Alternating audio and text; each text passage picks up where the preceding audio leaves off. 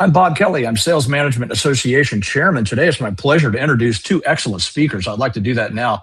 The first is Lance Tyson. Lance Tyson is President and CEO of Tyson Group, a sales training and consulting firm focusing on predictable revenue growth through sales effectiveness.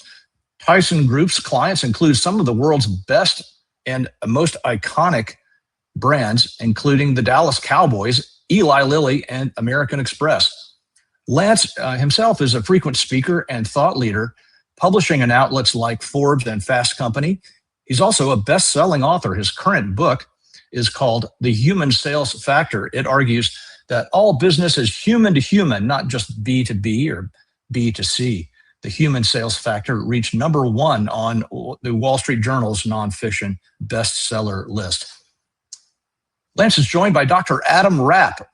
Adam is Tyson Group's Vice President of Research Integration. At Tyson Group, Adam employs predictive analysis to assess sales teams and develop custom approaches to increasing clients' revenue growth. Adam is also a leading research academic in the sales field. He is a chair professor of marketing at Ohio University and executive director of Ohio University's excellent Shea Sales Center, one of the leading academic sales centers. Adam's research focuses on practical strategies that sales organizations can apply to improve performance.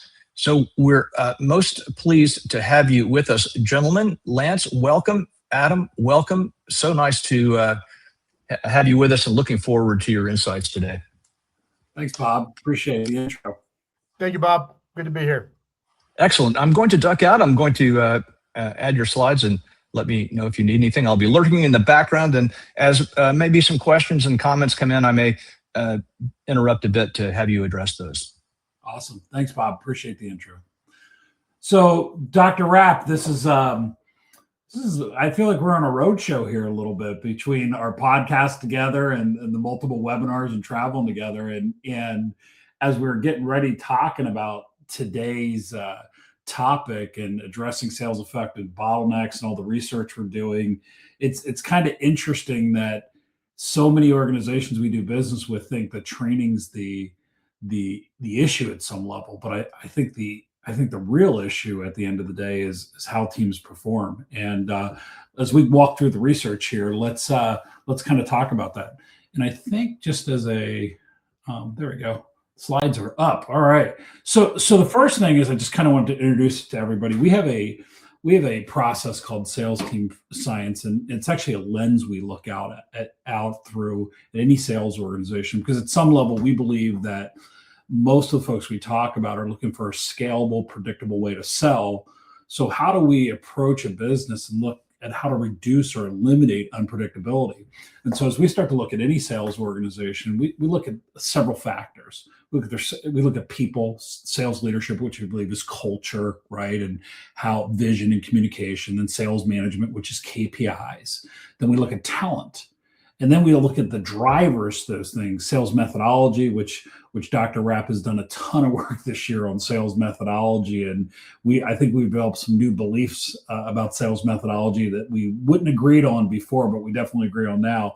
Sales process, enablement, your tech stack, and then outcomes, which are metrics, pipeline, deal size, quota, sales effectiveness. And I think with sales team science, we put thousands through this year. And then with our competency-based assessment, we have to share 7 different trends we're seeing and then share a report with you all at the end, kind of what we call the state of sales performance. First thing that blows me away, Dr. Rapp, is this.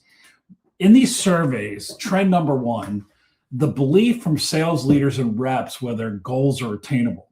So when you look at this slide, this is the way I read it, that it seems to me 62% of leaders say, yeah, goals are attainable for my reps. But that means there's a lot of folks that say it's not. And they're the ones setting the goals, which drives me insane. And then only 52% of reps in our surveys think goals are attainable. Give some thoughts on that. You have some interesting perspective. I knew this one blew us away. I do. I have a lot of perspectives, Lance, first, but thanks for having me here today. Before we dive into this, and I'm going to get to this, trust me, because as you said, I have opinions on every one of these trends. First thing is just for our audience members, just so you know, Lance had mentioned, and I want to reiterate, everything we're talking about today comes from data and research that we've conducted in the field, okay, with real sales leaders, real sales organizations, real salespeople. And that matters because we're not just a couple of talking heads today, giving opinions. This is stemming from data. And as Lance said, thousands of people at the organizational level, at the sales rep level, multiple thousands of people have been through the Salesforce assessment and competency assessment we built. And so this is all driven by data and analytics, right? And a couple of things before we get to the goal slide. A lot of folks, to Lance's point, they think there's a training issue. Really, there isn't. And you're going to see across these trends and what we're talking about, it's sure there might be a training issue, but there's so many other bottlenecks. And today we're going to talk about 7 of these different trends or gaps or barriers or whatever you want to call it that's preventing performance from occurring and achieving the goals that we want to, right? And what's happening is we're seeing organizations, they're essentially trying to shoot at a target, shoot at a bullseye when they can't see the target. And so it's easy to put the blame on something like training when you don't see all of the other pieces that fit together. And to that was the second slide we showed about the systems where we have the people that lead to the process that lead to the outcome, right? Yeah, thanks, Lance. I'm going to talk about just briefly before we get into it, okay? Because what's happening is, and there's a lot of research out there, and I'll mention some of it today, the Gartner Group, which many people are familiar with, they say that the average sales organization goes through 4 major transformations every 2 years. So a couple a year. When that's happening, if we're making that many changes in our organization, whether it be the way we prospect, whether it be some enablement and training tools or technology tools, it is going to be so difficult for reps, for leaders, for the organization to align. And if there's one common theme today, it's the idea that there's a lack of alignment between our people and our process and the goals we're trying to achieve, which is going to get us in a second into the next slide. The idea that we just don't even, system A isn't talking to system B, which is leaving huge gaps and shortcomings, which is problematic. So when leaders ask me and they say, hey, what do you think the problem is? Do you think it's a people problem? Do you think it's a process problem? And I'm like, I think it's a lack of alignment. And the idea that we're not putting the right things in place for our people, or we're not getting our people on board with the process that's in place. And so as we look at this model, which is one of the ones that we work on in sales team science, it's a fundamental input, process, output model, which has been found in the literature for over 50 years. So, excuse me, this idea and concept isn't new. The pieces we're looking at are starting to break this down to give us some more insight on some of these weaknesses.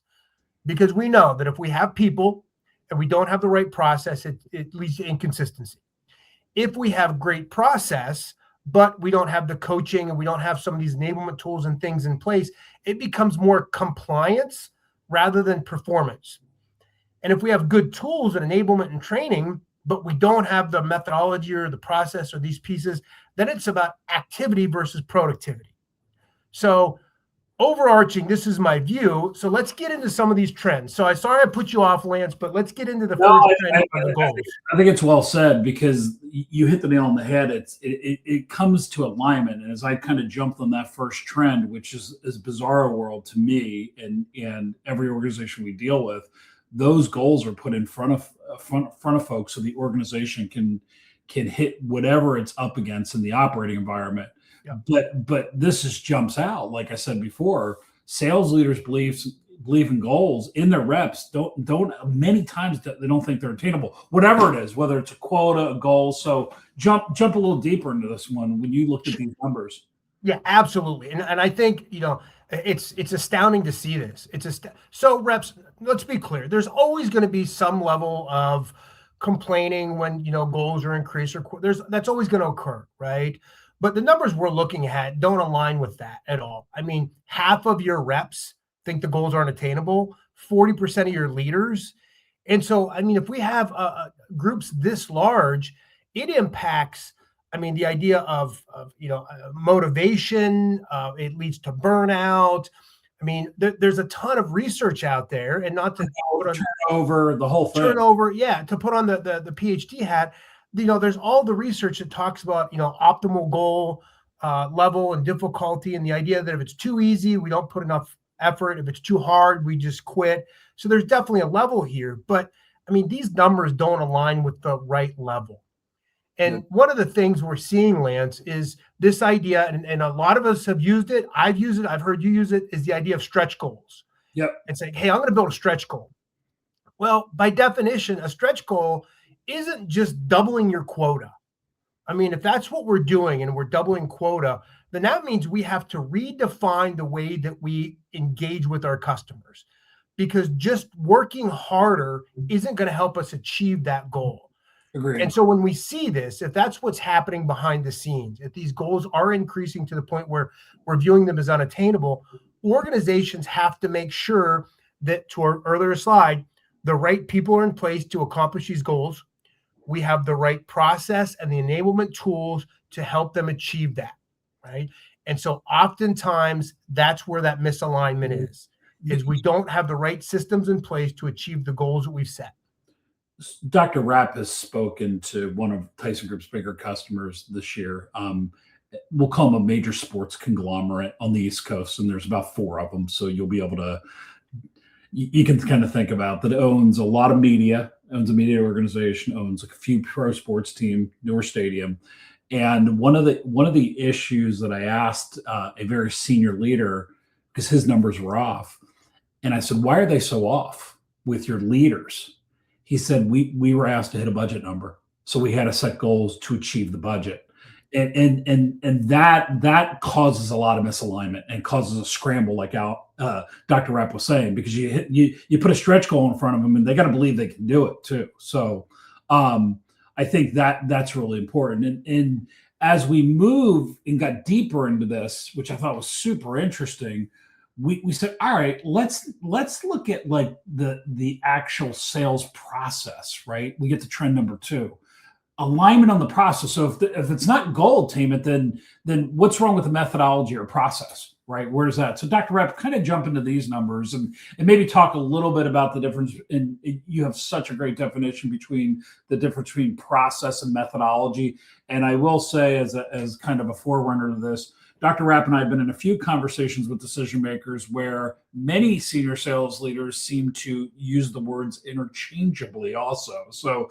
Dr. Rapp, please, let's define for the audience the difference and then what you see here. Absolutely. I would say if there's a topic that we've spoken more about this year than ever, it's this topic on process and methodology. And so what is it? Methodology, think of it as an organization strategy. Your go-to-market strategy. How should you be engaging with your customers? How should you be going to market? It's the strategy that we're going to embrace. The process is the tactical execution and the step-by-step process or procedure that our reps are going to engage in to enact this strategy. Okay. Now, that might seem like, okay, yeah, sure, that makes sense. Yeah, it does make sense, but look at the numbers on the screen, right? About half agree on a sales process. That in and itself is problematic. If we don't have a scalable, systematic sales process where reps and leaders know exactly what they should be doing, right, and the nature of a sales call, whether it be a linear trend or circular, whatever it is, there has to be steps that they follow. Over half of the people don't know what that process is. Moreover, we're down to about 25%. Only about a quarter of the sales organization knows what the methodology or the strategy is. This is huge because the methodology informs your process and it says, hey, here's what we're going to do. Let me give an example. A common methodology that many folks are familiar with would be spin selling, right? Neil Rackham, spin selling, situation, problem, implication, needs, payoff, right? This methodology is heavy, heavy, heavy on questioning. And there's a big burden of discovery, right, that exists because of that. That's fine. But now we have to understand, how does our process, what do the steps look like so we can enact that? Because what folks don't realize is that methodology, that one, and there's dozens of other ones we could get into, Lance, that one doesn't dig into prospecting. It doesn't dig into opening or rapport, right? The questioning's good, but then what about the presentation and the delivery and the overcoming objections? And so a lot of times we have this misalignment, and so reps get lost. All of a sudden you go back a slide, goals seem unattainable because I don't know what process I should be engaging in. I don't know how to go about doing this. So and that's an issue. Susan asked in the comments. She goes, yeah. Some of the reasons why why they're in goals. One is because here it is right now. Did managers indicate why goals aren't attainable? Well, one is because of this alignment on methodology and sales process. They don't know what to do, or it's like old country buffet. Pick the bread pudding first, right? Or and I know it's kind of interesting what Dr. Rapp talked about with spin, and I mean spin was born before my 30-year-old was born, I think. You know what I mean? At some level, and it's been around for a while. And a lot of folks with methodologies that our strong opinion is they try to take something that sounds like a word that is aspiring to and fit the methodology against the process. Dr. Rapp worked with, our team did, and Dr. Rapp led the project. We were working with a plastics company that's owned by private equity. They had to grow in double digits. I will tell you, if you're in the plastics industry, you know it's hard to grow this year, last year, and the previous year by double digits because of embargoes, fuel costs, all kinds of things. Dr. Rapp had to build a process and a methodology to meet the operating environment. So sometimes Dr. Rapp talk how, and that leads us into the next point, that methodology, how do you say, informs the sales process? The methodology needs to inform the sales process, right? It needs. So thinking about, let's take a step back. And I know we have a mixed audience in here, but I'm going to use a sports reference. All right. It's the idea that if I'm going to play a game on a Saturday or Sunday, there's going to be the plays that we run: first down, second down, third down. That's our sales process. Those are the steps we execute on. But the strategy the week before, the plans on how do we want to play this team? What do we want to do? What's our strategy to win? Right? That's a different animal. And then once we determine the strategy, that says, hey, we're going to be, they have a weak defense. We're going to run the ball, for example. We're going to throw the ball. Here's what we're going to do. Okay, here's the plays to enact that strategy. So that's how these things align. So if we don't have the strategy in place, or if our strategy, and this is a problem too we're uncovering, Lance, is a lot of these strategies live at the C-suite level, and they're not communicated down to our sales force. And so the sales force simply doesn't understand. To Susan's question, right? A lot of the conversations I'm having is we see that goals are increasing a significant amount, and there's no communication on why, on how to achieve those goals, and there's not additional resources put towards them to help reps do that, right? Whether it be training, development, coaching, technology, whatever it might be. And so we start to run in some of these, these trends and problems we're facing. Let's do a deeper dive on the methodology, because I think you'll start exposing some of this a little bit more with the next piece. Because if you look at this, half are aligned on process, sales, and leaders, and then way less than that than on the methodology. So let's dive into methodology.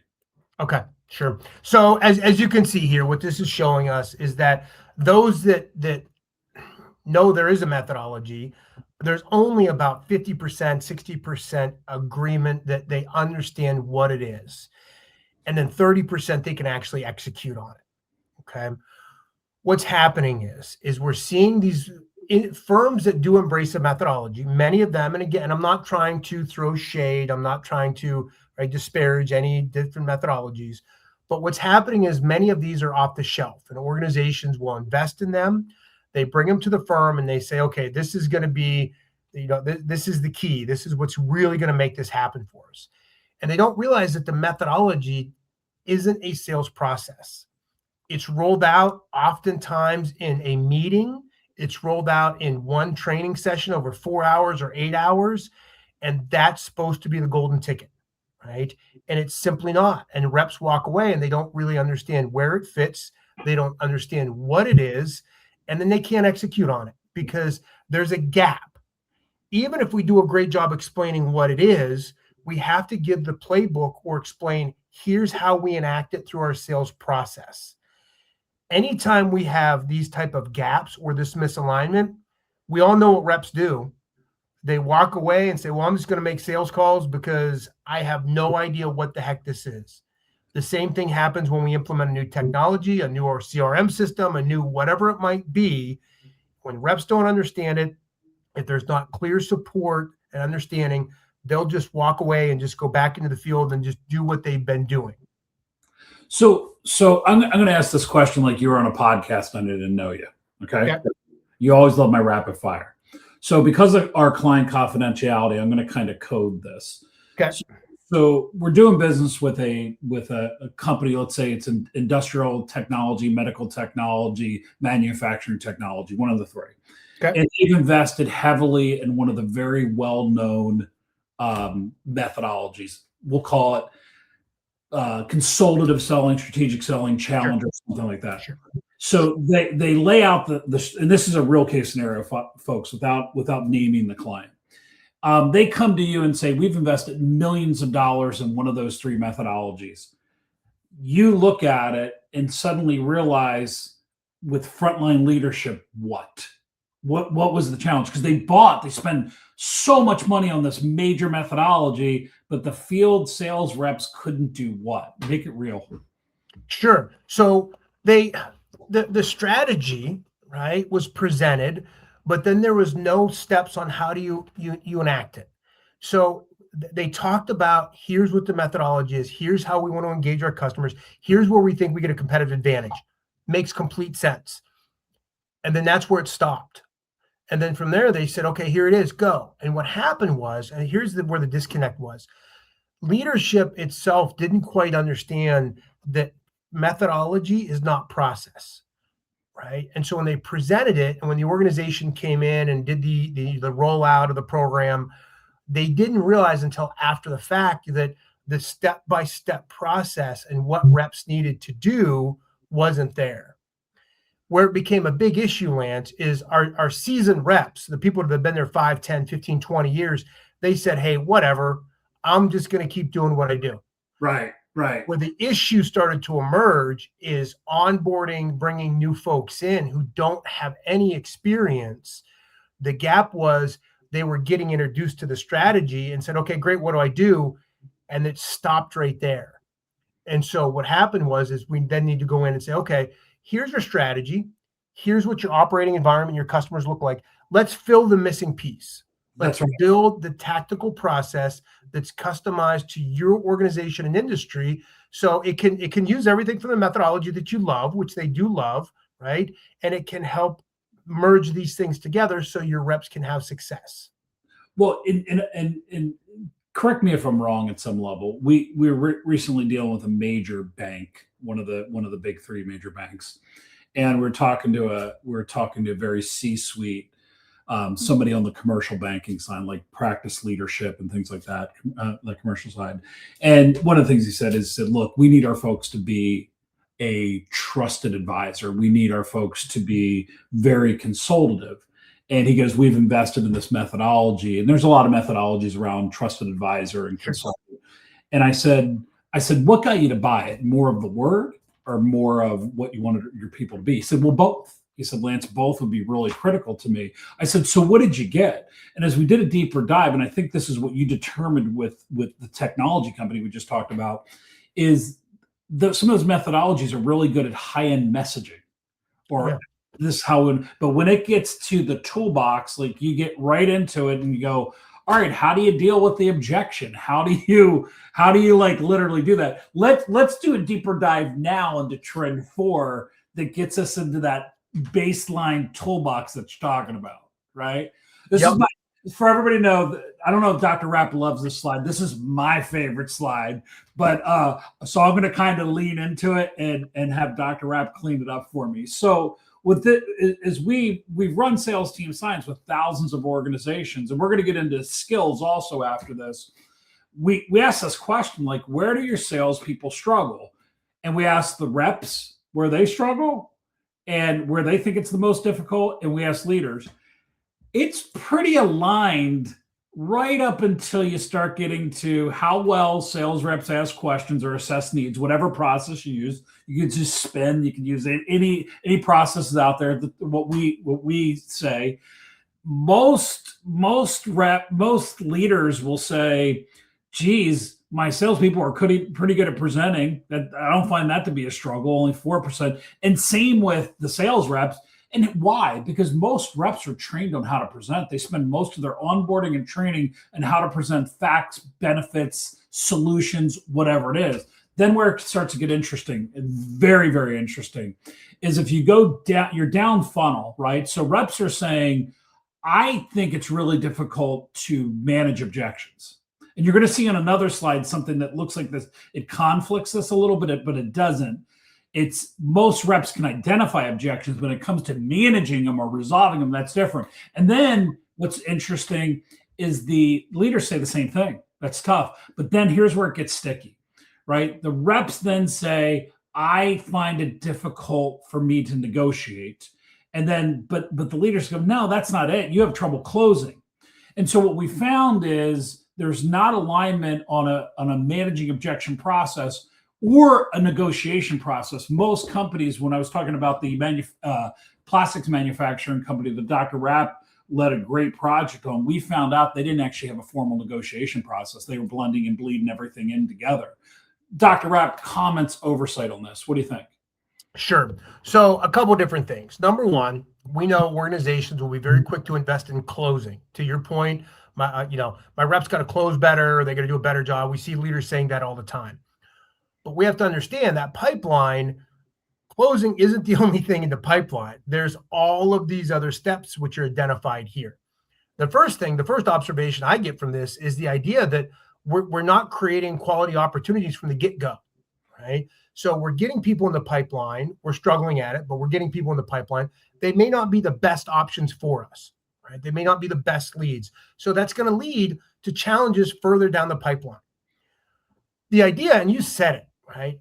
Most reps believe that they're good at presenting. Whether they are or not, we're not going to debate that. But many reps say, hey, I'm great at presenting. I've got my data. I've got my facts. I've got my features. I've been trained on the products. I can easily stand and give a presentation. That's not hard. The question is it a powerful, impactful presentation?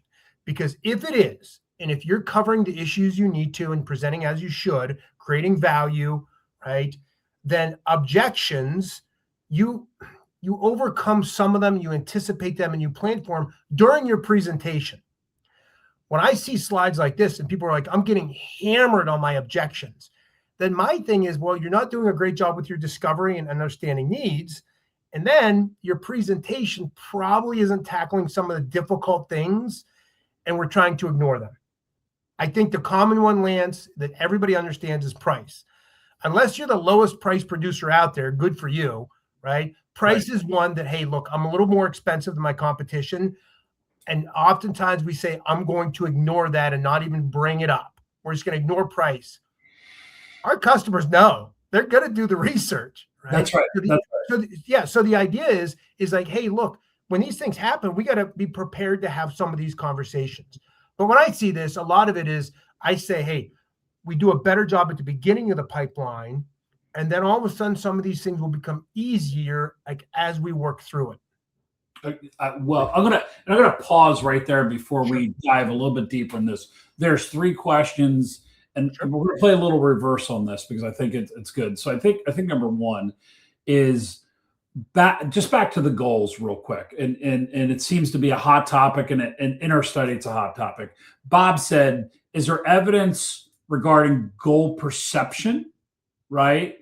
And manager alignment on a clear plan on how the goals can be achieved. Our study said, and I'm going to let Dr. Rapp, our study said they weren't aligned. And our study has also said a vast majority of leaders felt the goals were not achievable.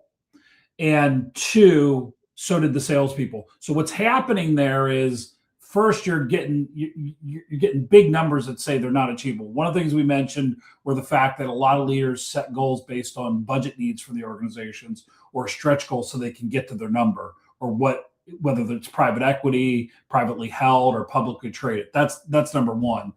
The next question becomes, and we're going to make a recommendation later, whether the path to get there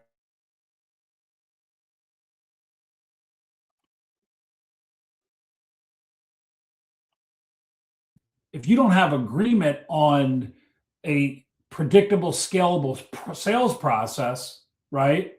Then you're not going to achieve it. So that's number one. Dr. Rapp, your comments on that. Absolutely. So to Bob's question here, right? If there is a plan, right? If there's agreement on the plan between the seller and the manager, right? And if we're aligned on that, on how to achieve that goal, then there's a much greater likelihood, and this is based on our research as well as decades of organizational behavior research in the literature, right? If there's alignment, and we call it goal monitoring, if there's alignment and a goal monitoring and things that are happening in place, there's a much greater likelihood of goal achievement, okay? The problem is, and this is where we see the discrepancy, Bob, is that the goal is set oftentimes, and there's never a plan built, okay? Anytime I talk about goals or goal setting or goal training, we talk about SMART goals, the very next thing I talk about is after we set the SMART goal, okay, what does the plan look like and how do we build it? Because if you have $1 million goal, it's not, as we know, it's not 250,000 in quarter one, 250,000 in quarter two. I wish it worked that way. It doesn't. So there has to be a plan put in place, but most of the time it's ignored. The plan to achieve it is just not discussed. But when it is, yes, there's a much greater likelihood of goal achievement. And especially if there's agreement between the rep and the manager, say, yeah, the plan makes sense. I think we can do this. There's a greater likelihood of this happening. And it becomes more coachable as well. Well said. Peter said next, and this ties into it, the collaboration about methodology, which is super interesting, right?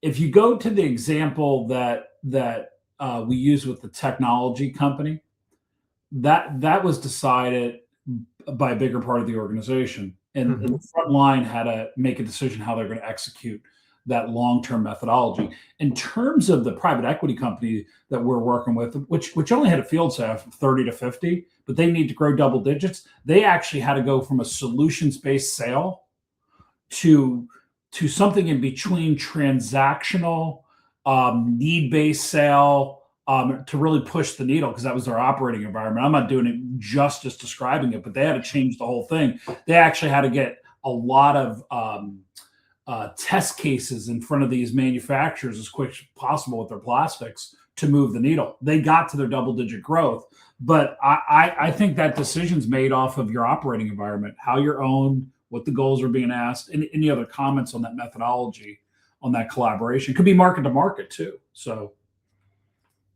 any comments on that, Dr. Rapp? Yeah, for sure. First of all, Peter Parker, love the name. I know, right? Great. Maybe it could be his real name, or it could be great, no, great stuff. Great stuff. I love it. But if it is, rock and roll. New movie comes out July 31st. So with that being said, here's the thing. Okay.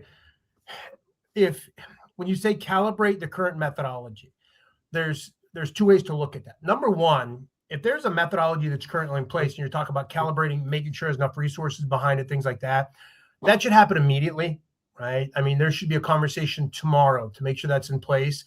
And if there's things missing, then I would start to put them into place immediately. I wouldn't wait. If we know there's a gap there or misalignment, then there's no reason to wait to quarter two, quarter three. Start the transformation now to get the positive outcomes. If what you're talking about is a completely new methodology, new introduction of a sales process, whatever it might be, right? Now what you're talking about is a major sales transformation and realistically organizational change. So I wouldn't say there's a specific time frame per se, quarter one, quarter two, quarter three. I would say there's more of a strategic plan on how you roll it out. Yep. Number one being communication, right? Letting leaders know, letting reps know, letting everybody know, hey, what's going to be happening and what's the timeline look like? Because we know through organizational change, there's going to be champions and early adopters. There's going to be people who are slow to adopt and laggards. There's going to be people who push back, right? So you want to build an organizational change plan around this. Next, get your leaders on board, explaining to the leaders, hey, and that's what we're doing with the firm Lance has been talking about. The first step was training the leaders, getting them on board so they understand what's going to be happening in the field with their team members. Because the worst thing you can do is go out and start to talk to folks in the field and leaders say, what the heck is going on, right? Because then they'll become an obstacle or barrier. So when we talk about that, if we're talking about a major transformation and organizational change, it's about that plan. It's about communicating. It's about rolling out and supporting it, understanding that there's going to be, anytime we make a change like that, expect a short-term dip in performance as reps adopt a new sales process or approach. What I mean by that is if you're saying, hey, we're going to do a complete, and that was the conversation we had with the firm that we talked about earlier, right? Is we said, hey, we're introducing an entire new methodology. Understand there's going to be a period of time. And for these folks, it was about 6 weeks for them to kind of really get fully on board and to get over where they were baseline performance to start to achieve that double-digit growth. What really well said. And as far as Tyrone, I have one more question here, and then we're going to move to these next three trends after this. Sure. Is it management's job to develop a strategy for the salesperson? That's how to accomplish the goal, or should we equip the salespeople to develop their own? What's the right balance? I think you're in a fight at all times in a sales management role. You have two jobs. One is to develop people, and two is to get results, produce results. And neither is it's kind of this moving thing, right? It spins, right? So it's both. I think we should provide the sales process, the field they're playing in. We should provide them the new North Star. Here's our methodology. I think you can only hold their hand so long, and you got to decide, do you have the right person or not? Final comments on that, Dr. Rapp. Yeah, I think it's I think it's management's job to set the strategy, communicate the strategy, provide the resources and tools for reps to be effective. But as we know, reps in the field, they're gonna be different. They're gonna behave different. We want them to be adaptable when they're out there. And everybody's we talk about, the art and science of selling. There's a science behind it in the systematic process. Yes. The art form, Lance, I think you're a great sales guy. I think I'm okay at it. And the way we engage, completely different. That's the art form of it. But I think leaders have to put the tools in place to help people be effective. No doubt. And we're going to get into specific skills now as we kind of talk through this a little bit. I think a couple last things is it kind of leads into what Tyrone was saying, is the confidence piece. I love how you describe this. So I'm going to bow back and let you orientate people to this one, because I think this is really interesting. So sure. So when we look at this, right, there's the idea of ability, what people can and can't do. There's the idea of confidence. And what we're looking at here is we're finding that, reps, depending on how we ask questions, hey, do you understand how to overcome objections? Sure, I understand. Are you good at it? Do you have the ability? Oh, that's something totally different, right? We uncovered this with time management a while ago. People are like, oh, yes, I understand the importance of time management. I understand the importance of calendaring and building a schedule. Oh, great. Well, how's it going? Oh, it's terrible. Like, I know it's important. I'm not good at it. And so we started to ask about the confidence. And what we see is that, right, for example, reps are like, yeah, sure, I'm confident in identifying the reason for an objection, but they're not as good as overcoming the objection. Whereas leaders, we see dramatically lower numbers, right? They don't believe their reps are confident in these things. They don't believe they have the ability to do some of these things.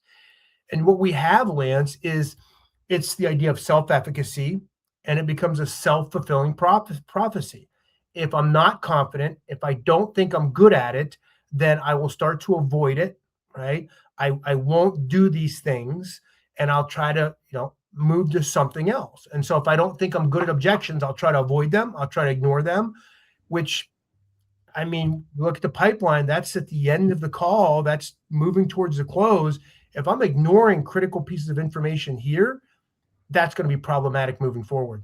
Well, and the other thing here too, you said it early, is I think it's interesting that the difference in confidence Reps typically say they're confident. Yeah, I'm great at that, right? Sure. So then it's kind of hard to coach those folks a little bit too. And like you said, the leaders are saying it's lower.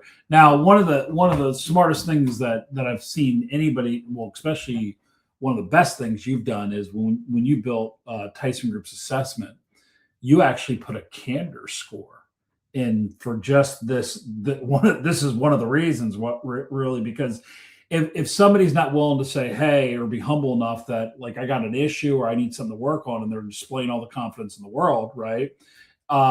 It's harder to coach them and develop them over time. Now, remember here, these are major things, like it bookends with identifying the reason for the objection. Like Dr. Rapp said, managing, they can identify it, can't necessarily manage the conversation. I think I can negotiate a good, successful solution on the other end, but the leaders are going, no way. So now let's get into when we look at skill, right? And what the thoughts are there. So poor capability, poor skill, right? I'm sorry, excuse me. Why don't you talk about this first? I apologize. Sure, absolutely. Okay. So if we look at this, right, what we're looking at here is, and this is another trend, and the idea that what it comes down to is leaders don't have the data they need, and they're not using some of the right data to make some of these decisions. And this goes back to the very first slide, Lance, right? The idea that there's a misalignment, we're unsure, we're shooting at a target without even seeing the target, okay? And so I'm a data guy, obviously, as a PhD researcher by trade. I believe in data and analytics. I also believe there's paralysis by analysis, where we get too much data and we're overwhelmed. So it's the right amount of data. So when it comes to me, when I think about reps and when I joined Tyson Group, one of the things is I wanted to build an effective assessment that measured a category or a set of competencies, and not just sales, because it's beyond sales, because salespeople also have to do general business things. They also have personal traits and characteristics that we want to be able to measure and understand, so we know what to train on and how to engage and how to coach. And so what we're going to show is, this is a snapshot, and don't click it yet, Lance, but this is a snapshot of 10 people in an organization. So the organization we ran this assessment with had 30 or 40 salespeople in it, and we asked them a battery of questions, and they get a ranking, right, across 5 different ratings of strength, emerging strength, needs attention, room to grow, critical need, on each one of these competencies. And what you're going to see is, on the left is obviously the individual. We're going to focus on the bottom, Frank Sinatra. And on the top, you're going to see a list of 16 different skills, behaviors, competencies. And what we want to do is we want to read this like a heat map. We want to look for the blues and the light blues as areas of strength for the organization. And then when we get into the dark oranges and the reds, those are the weaknesses for the organization, right? So we're not using this for individuals, but rather the organization as a whole. So if we click on that, Lance. Now, we see this, and a lot of people say, holy cow, there's a lot of stuff going on here. There is, right? There is a lot of stuff going on here. But the thing is, when I talk to managers and they say, well, I don't need data, I know. This one slide shows us 160 points of data. So it's 10 people, 10 sales reps rated across 16 different categories. There's a lot of great managers and leaders out there. It's impossible to know how every one of your team members is performing at every one of these competencies. Now, you can challenge this and we can go back and forth on it, but this is this is what starts the conversation for me. When I look at this overall, obviously I can start to pick respondents and people out, but I'm not going to do that yet. What I'm doing is I'm looking for my areas of my darker blues and light blues. And so sales acumen, we see a lot of strengths across people, a lot of the lighter blues. For this group, this subset of 10 people, they look like they're pretty dang good at selling, right? If I start to look over a little bit, it looks like I would say probably some of the personal characteristics, the emotional intelligence, the problem solving, timing, some of these more general areas are weaker. So, for example, if I'm going to do some type of training for the entire group or the organization, I might focus on those areas versus some of the general sales things, okay? Now, what's important is this starts to key into your organization specifically. So, and again, I'm not trying to disparage anything, but it's not a flavor of the month topic. It's not the new book that just came out. It's something that's actually going to impact our team where we think we can help. But now if we click to the next slide, what we see is this is the list of skills, behaviors, and competencies rank ordered for the entire organization. And so at the top, the entire organization is best at seizing opportunities, questioning, recommendations, time management, delivery. Those are all sales skills, Lance. This is a group of what I would say appear to be pretty good sales folks. They appear to be, I would argue, maybe hunters, right? Rather farmers, and if you will. Because when I look down at the bottom, I see things like, all of a sudden our problem solving, our adaptability, those are the lower half. The extemporaneous speaking skills, the ability to speak on the fly, is the lowest rated. I feel like these folks are good hunters.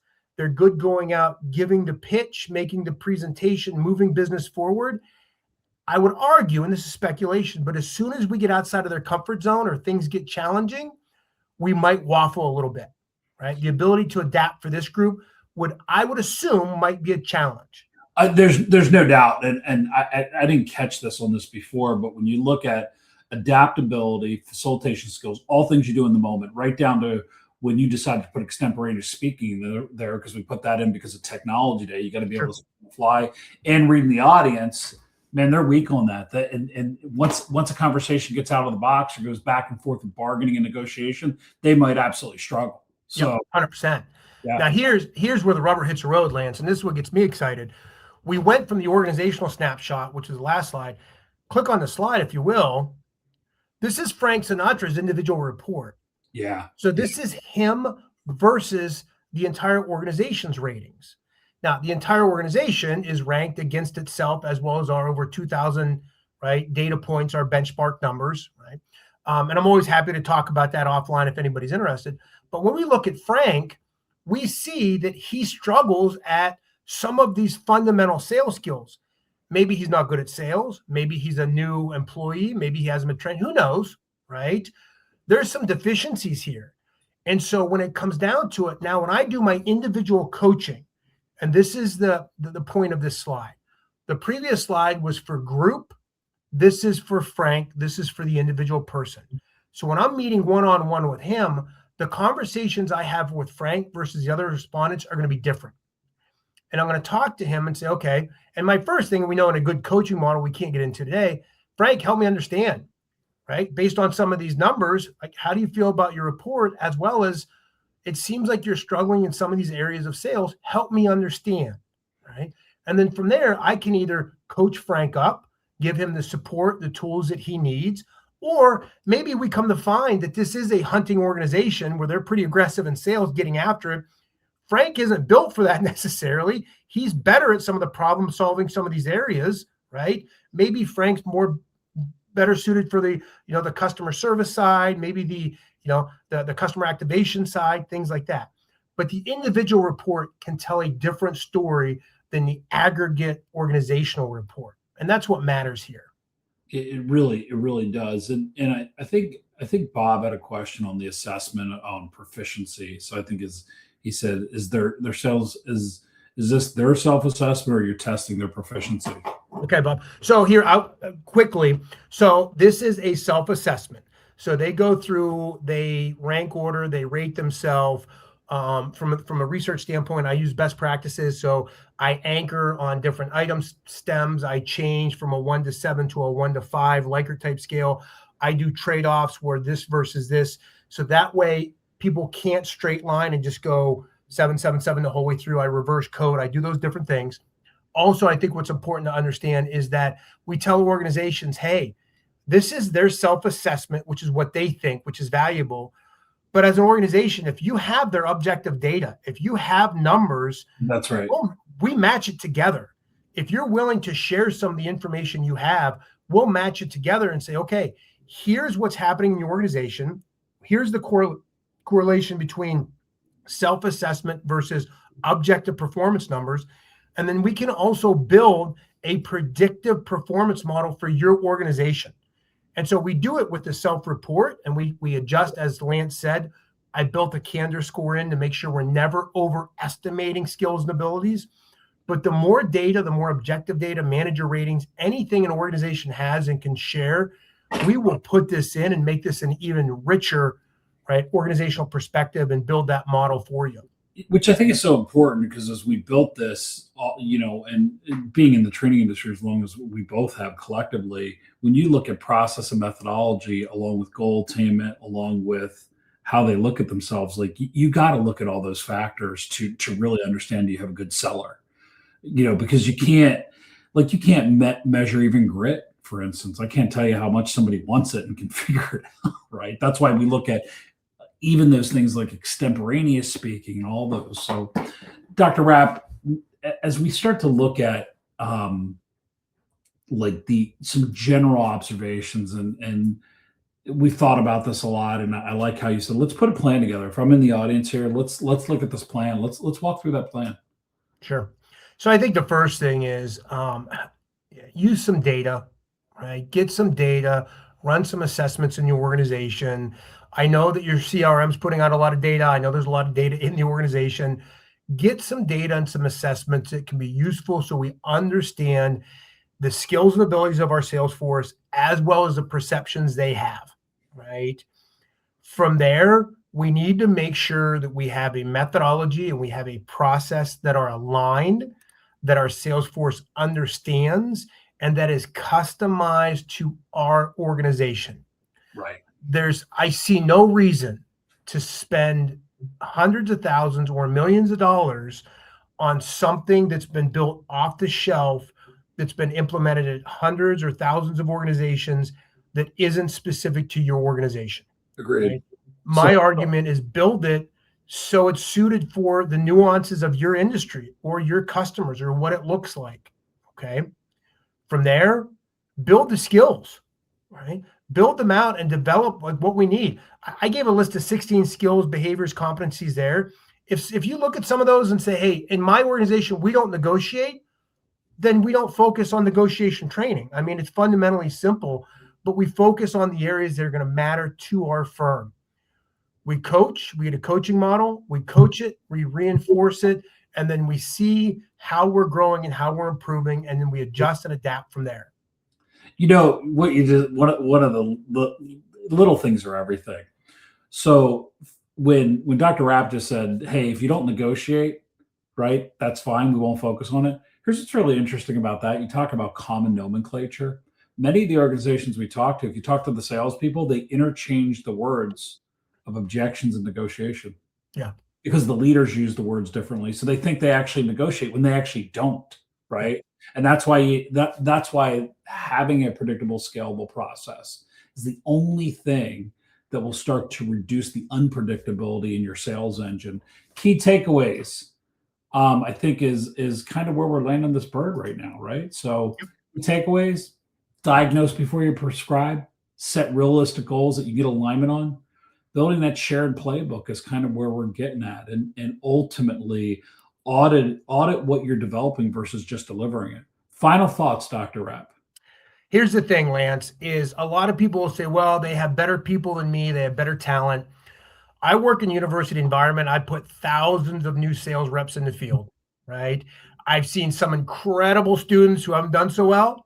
I've seen some students that spend a lot more time at the bars uptown than they did in class that have phenomenal careers, and vice versa, right? And what it comes down to, it's the systems that organizations have in place that create exceptional talent. People go in with a baseline of skills, absolutely, but the organization is what takes them to that next level. And so we talk talent, and it's important to hire good people, but it's even more important to make sure you have the systems and tools in place to help your folks be effective and really grow with the organization. I so well said.